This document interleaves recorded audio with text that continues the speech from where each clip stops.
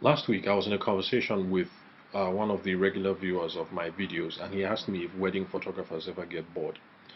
Now, I prodded a little bit into the question, and the impression that I got was that he was wondering if, in between shooting the weddings, so let's say you shoot the wedding on Saturday, and you take a few days to call the photos, edit, things like that. So I was wondering if you get bored in between. What do you do with your time? And so my response to him was this: that yes, you do get bored depending on how you uh, how you go about bringing in new business, how you market, and how you sell yourself. Now, some people are proponents of what I like to call sit and wait marketing, and it's something I used to do before, which was you get a nice website, try and sort out your branding, your search engine optimization, those sorts of things. Basically, make it easy for people to find you online. But right now, I practice something else, which I call go and hunt marketing. So basically, I don't sit and wait for, I don't just sort out the branding and then hope that people are going to find me online, but I go out and try and look for customers. So I ask myself the question, where are my customers? Where do they usually hang out? And basically, I just try and go and meet them wherever they are. So for those of you who have been following my videos, well, at least the last maybe like 5 or 10, you remember that I was one of the vendors who took part at the Hilton Wedding Fair, and I'm also going to be another vendor at the Wed Expo that is going to hold next to Nikon Luxury in Area 11. So that's the sort of thing I do. I go out and I hunt for business, and so because of that, there's very little time for getting bored. And in fact, um, I have very little time to catch up on all the things that need to be done. For instance, I have a calendar that I manage and is backlogged with contacts that I haven't finished following up with. And for those of you who have been watching the old videos, that's one of the reasons why I say it's important for you to have a sort of follow-up system, contact management system where you're running through all your leads.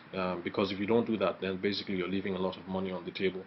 Because with this sort of marketing that I do, going out and talking to people, in a month you could be talking to, let's say, maybe 30 or 40 people, and it doesn't make much sense if you're talking to 30 or 40 people every month and not following up with them on commitments that you had in the last conversation.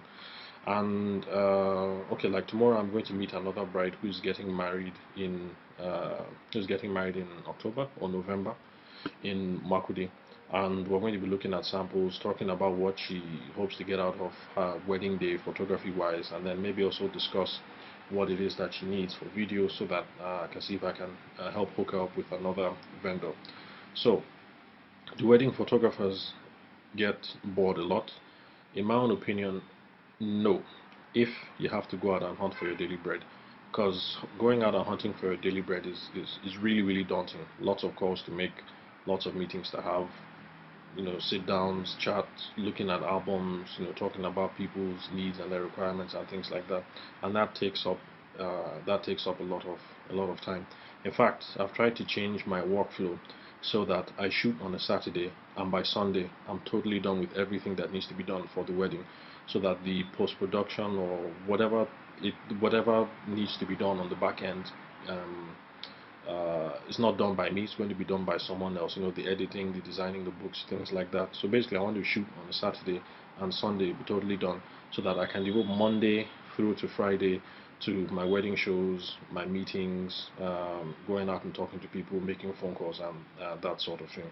So, um, the wedding photographers get bored only if they sit and wait for customers. If they have to go out and look for their own customers, then they actually don't have as much time on their hands as they think they do, or as other people think that they do.